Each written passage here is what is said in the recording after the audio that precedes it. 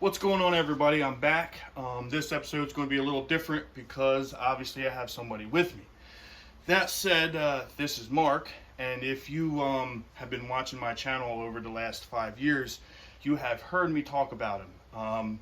He is a big-time heavy hitter here in New Jersey, Second Amendment rights, all the way back to even the Taser case. I just want to give him an opportunity to tell you his process and his journey on getting his carry permit. So, Mark? All right, John, thanks for having me on. I appreciate it. Mark Cheeseman, statewide Second Amendment advocate. I'm here in Gloucester County, same county as John. Give you a little perspective on my carry permit process. I applied at my local PD, I believe it was not long after 4th of July, it might have been July 5th. I know that the packet was sent over on, I believe, July 19th, which is pretty quick. My township's very, very quick with things. And the other thing that's notable too is the detective that does the processing kept in touch with me with emails through the whole process, so I didn't have to call him up or harass him. Well, that's good. I said mine was very friendly. He did respond to me. I mean, he didn't come directly to me, but if I asked a question, he was very quick in getting back. Yeah, I really didn't have that many questions. I think I only asked him 2 questions, and he asked me 1 question. And really, those questions were all regarding the fingerprinting. Right. That's another issue. The fingerprinting was a bit of a problem because it took me a while to get fingerprinted. Right. And then I said to hell with it and went over to PA. Now, did they charge you extra for doing Yeah, out it of state? was, I think, if you just stay in New Jersey, it was 54, I think. Yeah, around and there, then yeah. I think it was $30 more to go over to Pennsylvania. Because I heard some people going to New York too because we couldn't get any.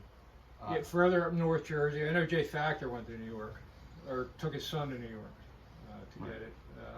And a couple other people I've seen had to go to New York. Of course, you pay a premium price if you go out of state for your fingerprints because Identigo wasn't ready for it.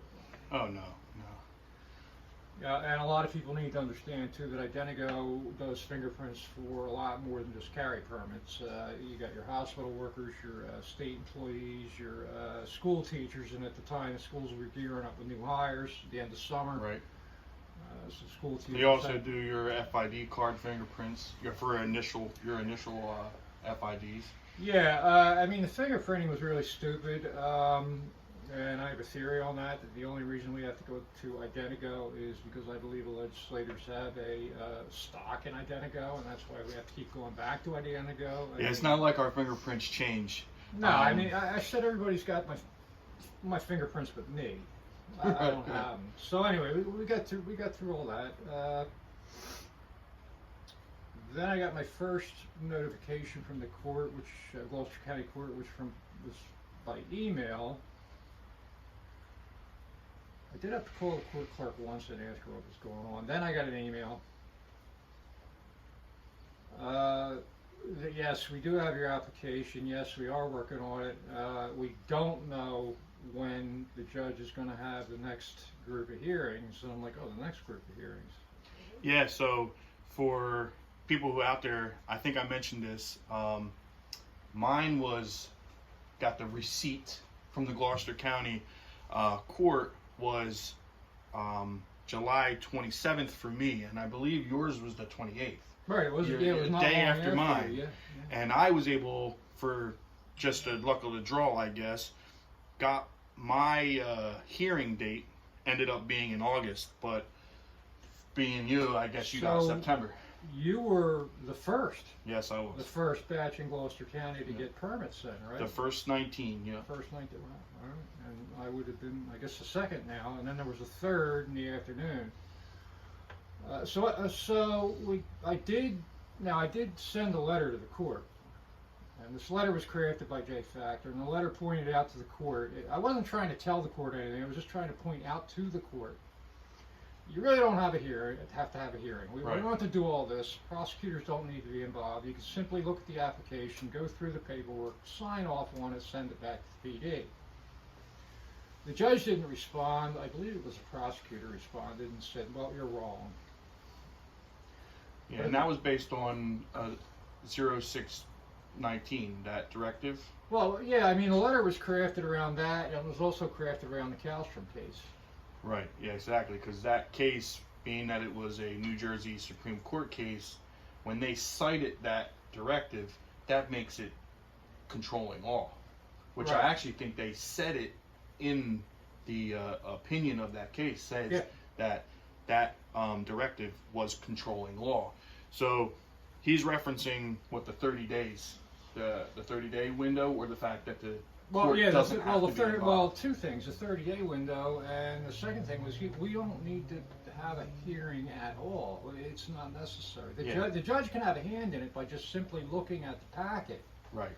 and saying everything's cool here. Law-abiding citizen, pass all the background checks, sign off on it, send it back to the PD. PD calls me up. I go over and pick it up, or they mail it to me. However they want to do it. So that Right, would have made yeah. life a lot easier for everybody, including the judge, prosecutor, and everybody else. So anyway, they shot that letter down, said I was wrong, and I was going to push it a little bit more, but I said to hell with it. At this point, and they did state in the letter that I wasn't denied. Well, that's good, because you already had a heads up that you weren't denied. So So I mean, I knew I was going to be denied. I said, this isn't really a battle to fight here right now, but I did make them aware that they really don't have to do this. So I waited. The court date was September 29th. There was 35 of us that morning. The judge gave the instructions on how the process was going to go.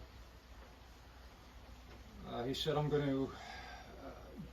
the order he went in was by township and the order of the way the applications came in. In other words, it was Right. first come, first served basis by township, Gotcha. not alphabetical. You see, I wasn't sure how mine went. My hearing, because I was the very first set, we were doing it Zoom then. And they told us to be on there at 9 o'clock. Well, 15 minutes prior. They wanted us 15 minutes prior. By 9:30 or so, I was still in a holding zone on Zoom, and said the judge will let you in when it's your turn. And right after that, I was in, and it was 10 minutes and I was done. Yeah. The only downside was, since I was Zoom, I didn't get my permit that day. They had to mail it back to my PD, which took an extra week, and they didn't give me that week back. So I actually lost a week out of, our permits are only good for 104 weeks here in New Jersey. So I already lost a week just in their processing and mailing it back.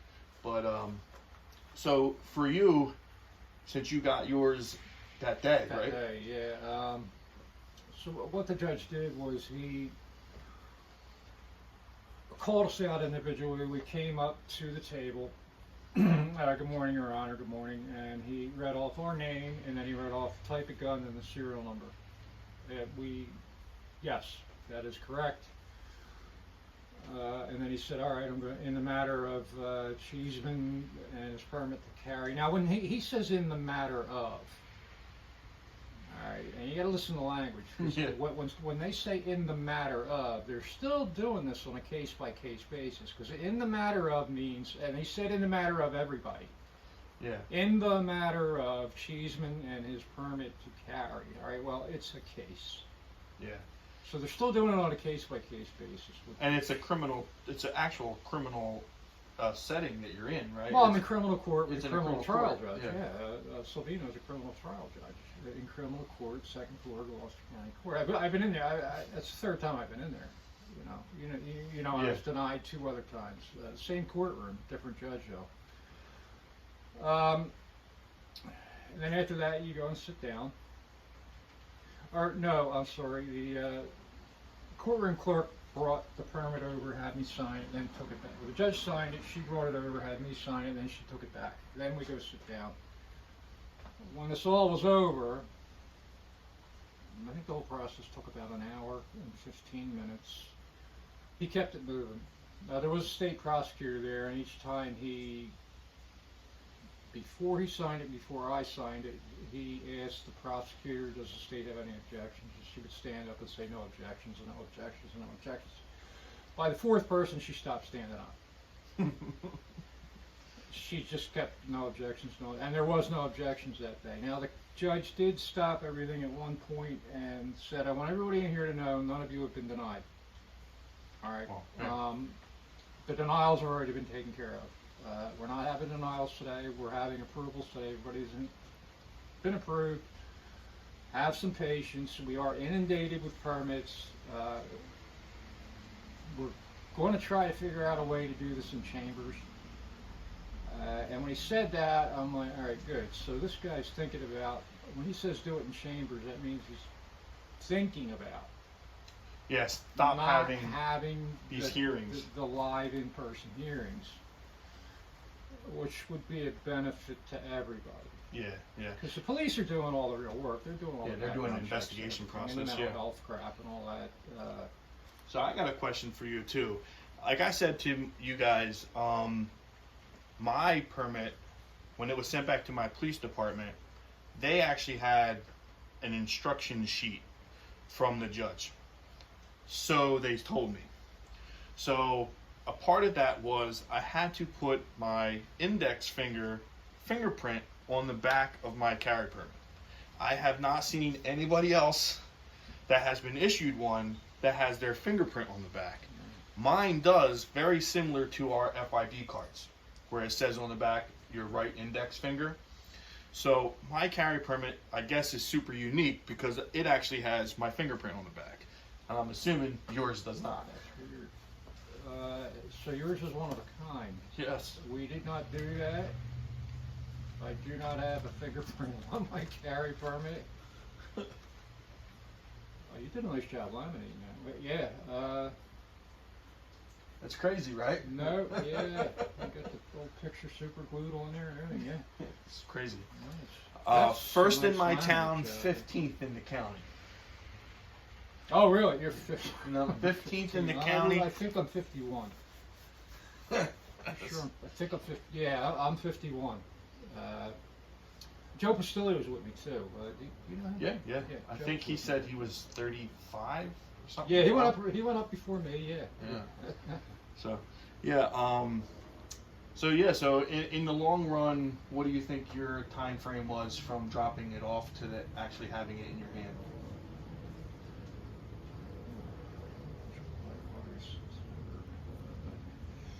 Well over 90 days. 90 days. Yeah.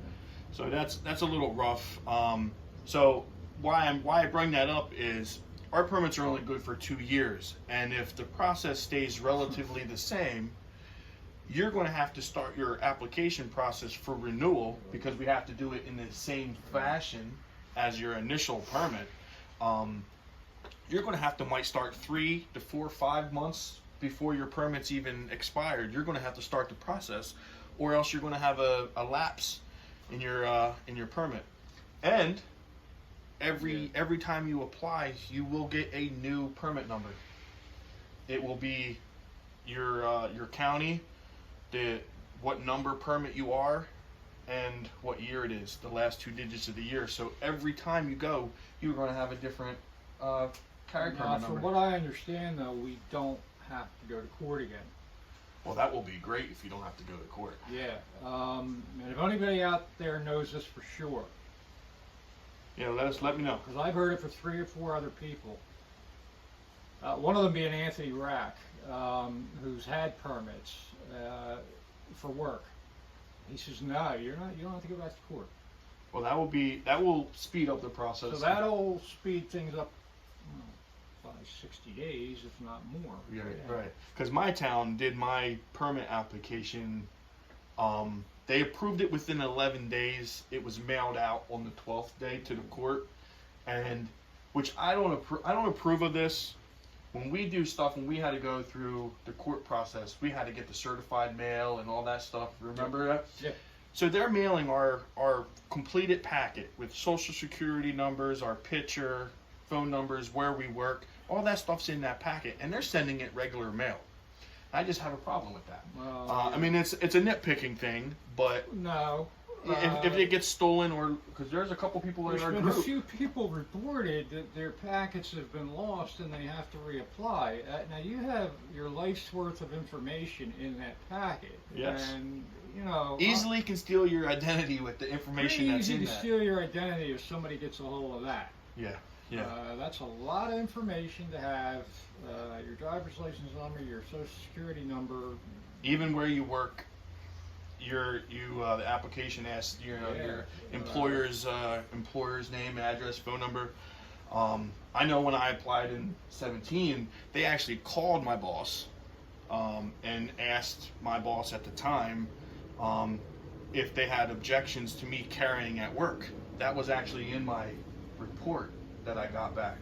And they actually even called a neighbor from 12 years ago and asked her, who I literally spoke to 3 times in 12 years, asked her if I was a good neighbor. This time around, none of that. They didn't even contact my references. My detective said the mere fact that they endorsed me by signing the back of my permit application was good enough. Did you have yours contacted? My references were not contacted. So there you go. And I don't know if my employer was or was not. I had to take a day off, so of course I told my boss I'm going to be in court, and she says, everything okay? Or what do you do now? You know, just joking around. I said, I didn't do anything. I'm getting a carry permit. And she was actually kind of excited about it. She goes, oh, really? I did carry a gun? I'm like, yeah, I'm carrying a gun. She goes, can you carry it here? I'm like, no, I can't. Gun-free zone here. And she's like, yeah, speaking of gun-free zones, my employer, they might have a policy about firearms. However, the only sign in the entire building on there's none on any entrance or exit. The only place where there's a no firearm sign is in our lunchroom. In the lunchroom, there's a sign that says no weapons.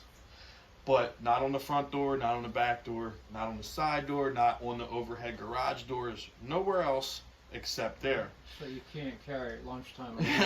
So apparently I can't carry at lunch. Now, the guy who, he's not my direct boss, but he is the guy who's like the head of that. We're corporate, you know, so there's offices all over the place, but he's in charge of that office.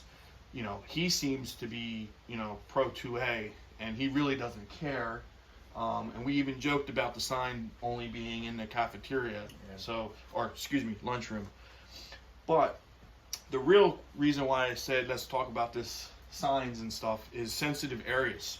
Now, I don't know if the bill is the number is right, but I believe it's A4502. You are exactly right. Assembly Bill A4502. Probably one of the most piss-poor bills ever crafted or written in the state of New Jersey. It's a sensitive place bill, and it names a number of places. Well, first off, it starts out with a number of places that we already know.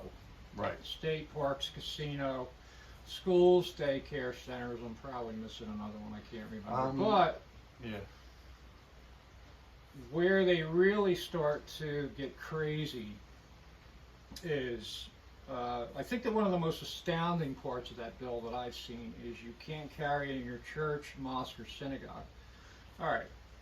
Knowing that those places have been targets. These have all been targets of mass shootings over the past few years. Right. And some pretty bad shootings have gone on at churches, synagogues, or mosques. And some of them stopped by legal. Well, yeah. Carry permit holders. So. The guy got a shot off from 25 yards away. I think he got a headshot at that guy and put him down. You know, and no fatalities except that guy. So yeah. Now I believe there is.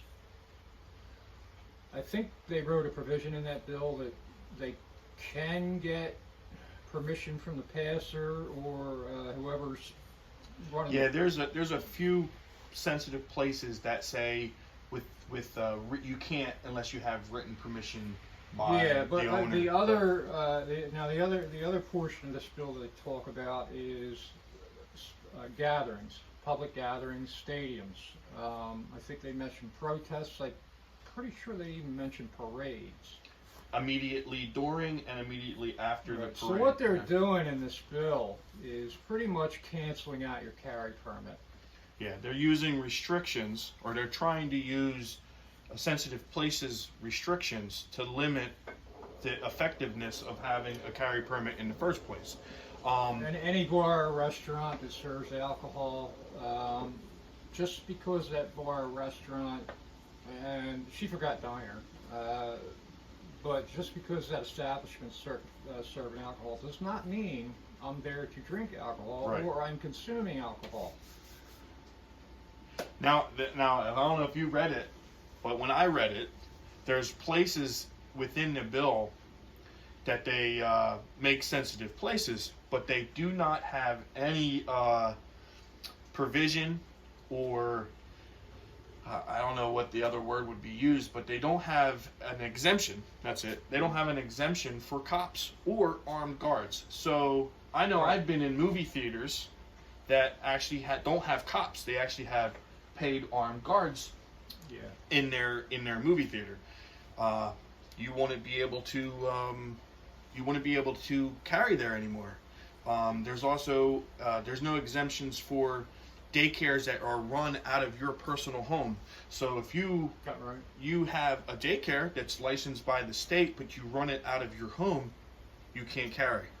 So there's no exemptions in any part of that bill other than the few sections that say you have to have written permission from the owner. Well, and technically too, like before you came over here, and let's say you wanted to come to my house and carry, yeah, I would need written permission. You would need to ask me. I don't give a shit.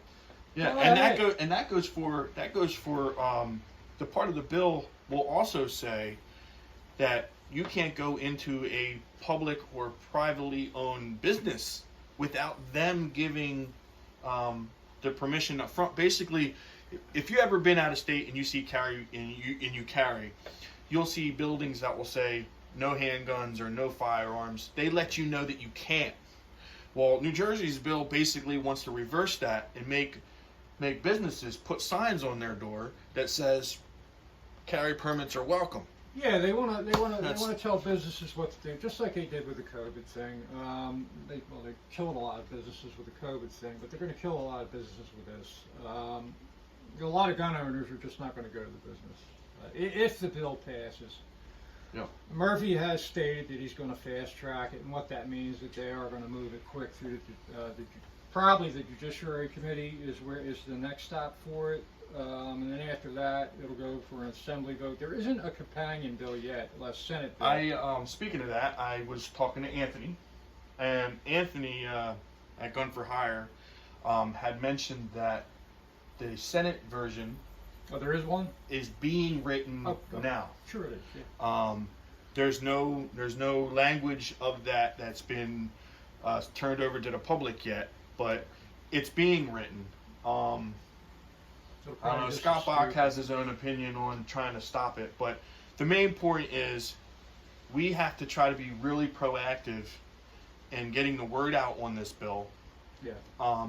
And people need to contact their legislating people in their districts and stuff to tell them to vote no. They have to contact their legislators. You don't have to contact the legislators of the bill. I mean, yeah, you can contact the authors of the bill and the sponsors of the bill, but contact all your legislators, including your legislators in your district. And just because they're Republican, you still need to contact your Republican legislators. It's a vote no. In this, where I'm at, we have three of the most notorious gun grabbers in New Jersey here, which is One Gun Madden, Mosquera, and Moriarty.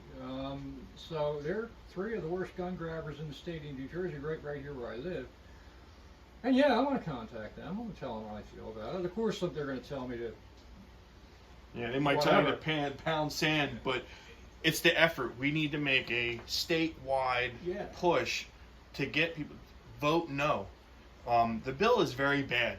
I can imagine it getting some rewrites and stuff.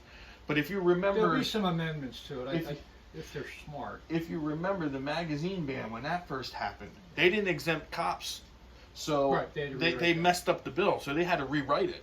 So it's not the first time that their bill was written in I mean, in a pissed off way, and they just didn't exempt anybody. It's just a piss poor bill. I mean, Scott Bach was on Gun for Hire, not this past Sunday, but I think it was last Sunday, where he did say that people calling the legislature is important, because Scott Bach has to work both sides of the field. So people calling the legislature is very important, and he did say that we have managed to stop some bills. We have managed to get a lot of bills tabled, just from simple phone calls, letters, or emails. But on the other hand, Scott Bach needs to look at the lawsuit side of it. And I'm sure there's some other organizations that are just waiting to file a lawsuit. The Bruin decision will definitely strike this down. Yeah. Thomas was very clear on that, on what his idea of public places were and how it applies to the Bruin decision. And pretty much, public places are public places. That's it. Yeah. I mean, New York's their Concealed Carry Improvement Act is basically the most part of that bill is what New Jersey's Assembly bill is mirrored after. There's some things that are different that make it not as bad, but New York's bill is very, very bad, and New Jersey mimics it. New York, for example, say you had a business in Times Square. So there was a previous provision that you could carry in your own business, which is just like New Jersey. You can carry in your own business without a permit. So now people with permits in their own business, if their business is in Times Square, they no longer can carry there. So it's basically telling all the criminals, hey, nobody in this business, in this establishment has a firearm, come rob me. That's exactly what it's saying. No. And New Jersey's bill does something similar. So say you own a mom and pop place like an Applebee's, but it's yours, and you serve alcohol, right, in your establishment.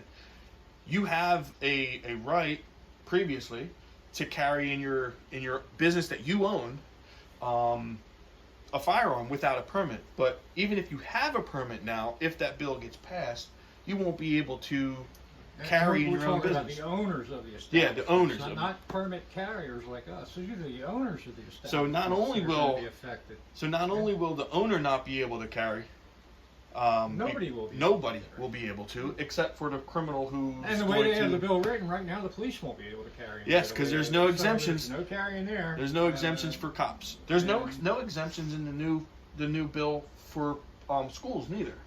So before you have cops or resource officers in schools. I know my high school has one. When I was there, was Columbine time frame. We had a cop 24/7. Now we have a cop that comes like 3 times a day, does a walk around the school, goes inside the school, and then leaves. And then they come back when there's sporting events at the end of the day. While this bill would, right now as written, he would not be able to be on the ground because it says the buildings or grounds owned or leased by a school. So it's a bad bill. We need to stop. I don't know how the hell these people get in office. It is one of the most. The bill's laughable, but the problem with it, even though we laugh at the bill and we make jokes about the bill, the reality is Governor Murphy was very upset that we got carried. Yeah, he didn't like that. A lot of the legislators were very upset because carry of a firearm has always been a very, very big political football in New Jersey. It got kicked back and forth, kicked back and forth, kicked back and forth. And this is why I hate politics, I really do. Our rights should never be a political football. And this is, prior to this, a lot of people didn't want to really get involved or take legislative action or call their legislators. We have a hell of a lot more to lose now. Yeah. All right, we just got these rights, and a couple months after getting them, they got this sensitive place bill, which is going to cancel our rights right the hell out. Yes. So the fight is, the end result is the fight is not over. The Bruin case was a big win. Thomas's opinion was a great worded opinion. He's seen in the future and knew that sensitive places were going to be an issue, and he talked about it. And a lot of people don't understand too is just because the Bruin decision and what Thomas said is all great and wonderful, it is, but states have rights to pass laws.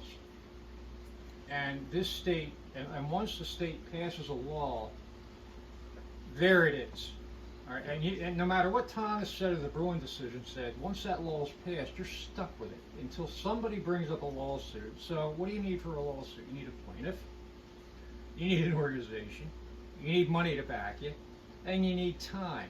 All right, a lawsuit can go on for a year or 2 or 3 or 4. I mean, how long? Where are we at with the Magban case? Oh, it's long, but not even that. If you guys followed my original talking about this, I talked about the Young case, Young v. Hawaii. That case technically is still going on. It's more than 10 years now. I think he's 13, 15 years. Yeah. Alan Beck told me once. That's a long. Yeah, because they just kept kicking down the road, and it got what do they call that when they get on hold at the Supreme Court? It was stayed for a little while. It's been stayed at the Supreme Court, I think, 3 separate times. And then it was remanded back down with guidance from the Supreme Court on how to rule on it, just like the Magban case was. But they still haven't ruled on it. Ruled on it. The Magban case should have been done a month ago. Right. You know, and I'm not faulting the people that brought the Magban case up, because I don't think they expected it to get tied up in litigation. The state of New Jersey knows that they can tie up stuff in litigation for a few years if they want. And they use our tax money to do it. Yeah, so this is why it's very, very important to get on their back about this bill and any other bills coming down the line that are going to restrict our permit to carry. Well, Mark, I definitely appreciate you. And You guys, too, John. me and Mark Long time coming. We for me and him together, our case is it took us on that turn, it was over 5 years in that process. But even before that, Mark applied before that. So what you got, 8 years in or so on carry? Like that, yeah. So the fight never seems to stop here. Yeah, the fight for the Second Amendment's never going to end. And ever. so I definitely appreciate you jumping on my channel, talking about your Sure experience, and I definitely thanks for everything you have done in my process. Thank you. Because you're a big part of that case. when I was first jumped on this on a state level, I was pretty pissed, and I had an original justifiable need, and I didn't know where to go. And then when I linked up with you and Jay, and that whole process started, it became my mission at that point, and I thank you. I really do. Well, had they not postponed my case for a month, I would not have been in that courtroom with you that day. So that's just a little weird. Yeah. You know, I had said to Jay, and I think you a couple times, that, you know, it's a very, very strange set of circumstances took place to bring us all together to get to where we are. Even though the case was never heard, it was still a very good case. And I think there's a lot of good case law in there too for. And I definitely think the pushing that we did, and Jay and everybody else at that time frame, even though they didn't take it at the Supreme Court, I think that led to them taking one. You know what I mean? That they actually, finally took a case. Because I don't know. I know Thomas, for example. Well, he wrote the. Yeah, I know for a dissent. fact that Alito did read mine, and I know for a fact that they definitely looked at Rogers, because there was a dissent written over Rogers. Thomas wrote a dissent over. All right, why the hell didn't we hear the Rogers case? Right. So Thomas, I believe, has looked at all those cases, and I mean even before us. So we had Ed Peruta out in California. Yeah. Gould up in Massachusetts. All these people before us. Remember the big Peruta case? Yeah, We're like, absolutely. Peruta's going to get it. I thought he was going to win. I thought he was going to win. 8 conferences. Even I think his name was Mark Stevens made it all the way, but he was from New Jersey, but he started his case from New Jersey, but he was from California. Yeah. He was pro se, and I think really that was the real reason that the Supreme Court kicked his out, because he had no lawyer. He did it all by himself. So he had nobody to argue for They him. don't commonly take pro se. Yeah. Which I don't know why, but whatever. He had to be, the Supreme Court bar to be able to argue it. So, but before this video ends up 2 hours long, I want to thank you again. Right, and till next time, guys. Peace. All right. Pistol on my waist, and my rifle's in the safe, with a shotgun on the wall with lots of shells up in the case. I got that pistol on my waist, and my rifle's in the safe, with a shotgun on the wall with lots of shells up.